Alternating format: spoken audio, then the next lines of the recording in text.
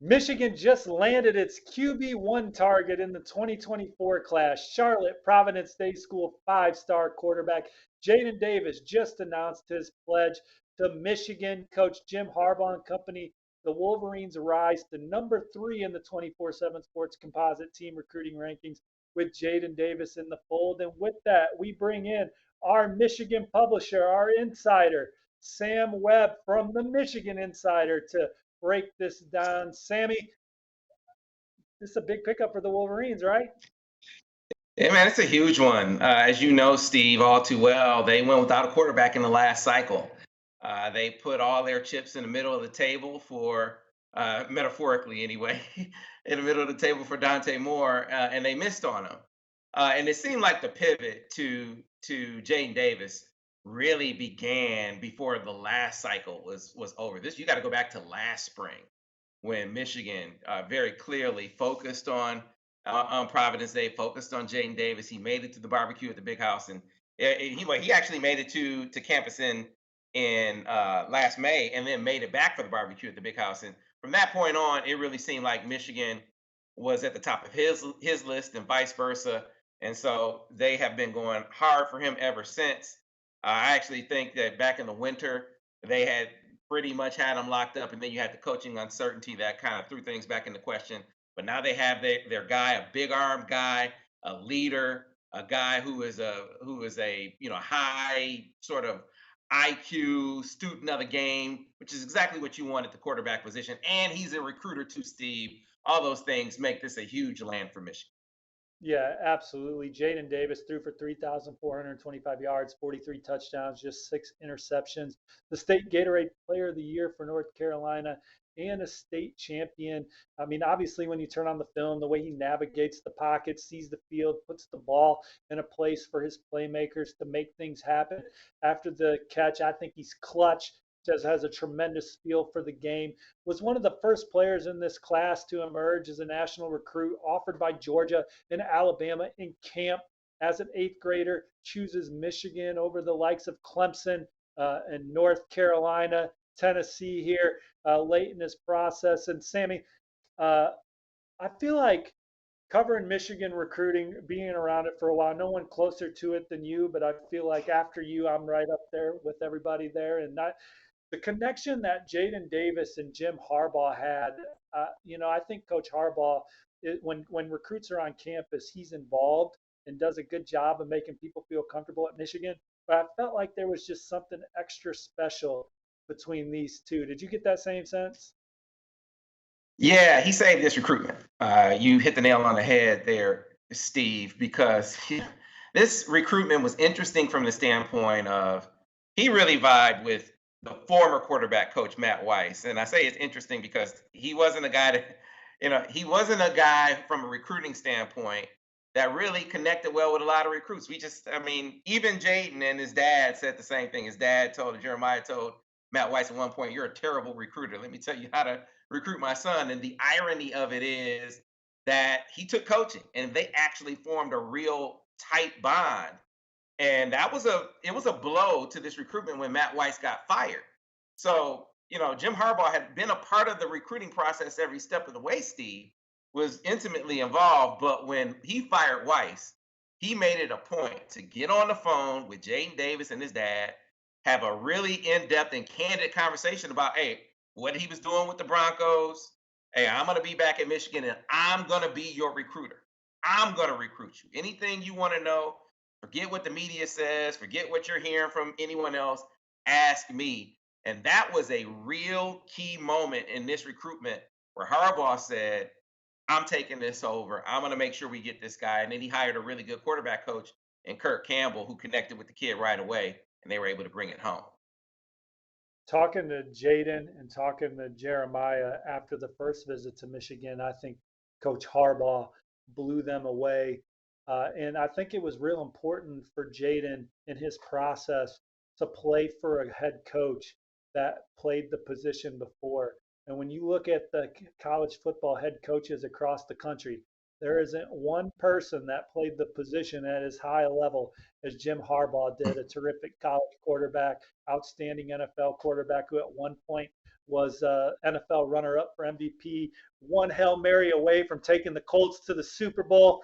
But I think that experience that Coach Harbaugh has as a player, then as a coach, that offense that Michigan runs really speaks to Jadyn Davis, the pro-style offense.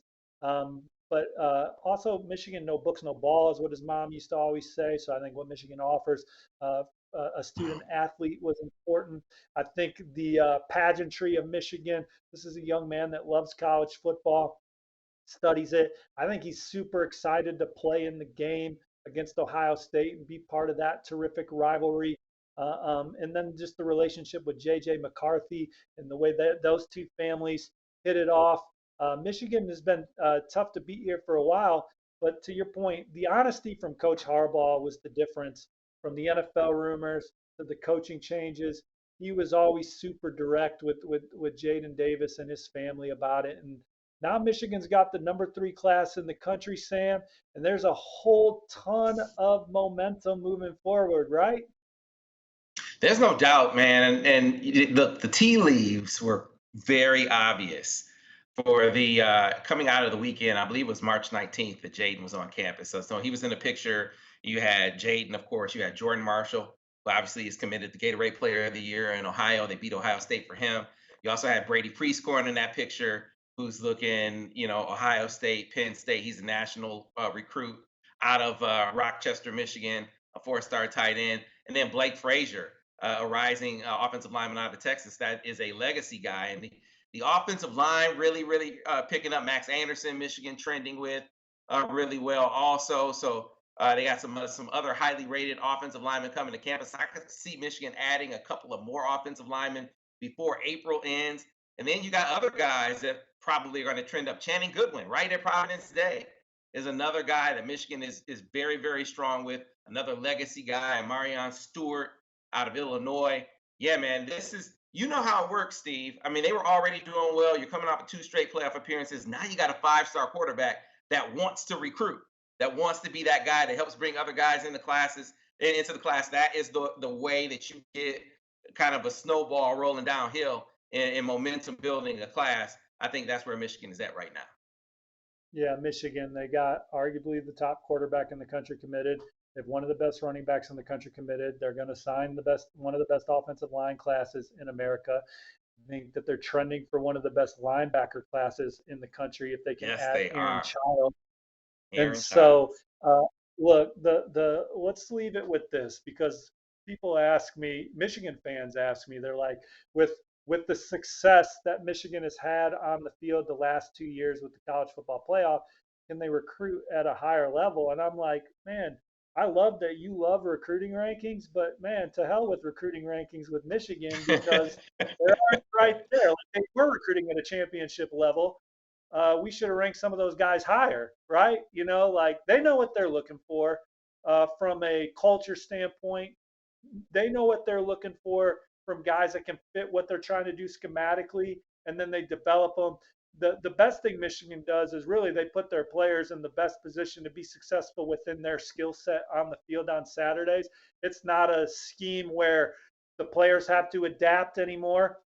It's a scheme where it's like, look, we got guys that can do X, Y, and Z, but maybe they don't do A, B, C as well. But we're just going to ask them to do X, Y, and Z and put them in position to do that. I just think they have phenomenal football coaches on that staff. But it's just, uh, I think that when you look at Michigan recruiting right now, they're already recruiting at a high level, Sam. It's now going out to find those 1 or 2 guys each cycle, which adds up to 2, 4, 6, 8 over 4 cycles that hopefully can help you find 2 more wins at the end of the season. Now that's where Michigan's Hmm. at. Yeah, I think you nailed it. There's a formula. You aren't going to recruit like Bama at Michigan, right? There are some challenges there, whether it be the NIL approach, whether it be the ability to get guys from the portal, some of the NIL. As I just mentioned, some of the NIL approaches is kind of growing, kind of developing. These are things, and then academically, there are some challenges that you are going to face that others don't face, especially as it relates to the portal. All those things add up to you got to be excellent scouters. You got to be have excellent recruiters that can overcome some of those challenges that they might face through the power of persistence and personality. And then you do have to every now and then, Steve, in the top on top of being really good scouts, you got to land. You got to land your Donovan Edwardses. You got to land JJ McCarthy. You got to land Blake Corum. You got to get, like you said, 2 or 3 of those every single cycle and fill them Aaron in with guys Child that you won just this. develop. Right. Fill them in with the guys that you develop, and then boom, you have the recipe for a championship level team, and that's where Michigan is at right now. Yeah, and I think it's JJ McCarthy that's elevated that program. You got to have a championship level quarterback. I think they just got another one there in Jadyn Davis who can come in and be the heir apparent. Sam, you're in Charlotte.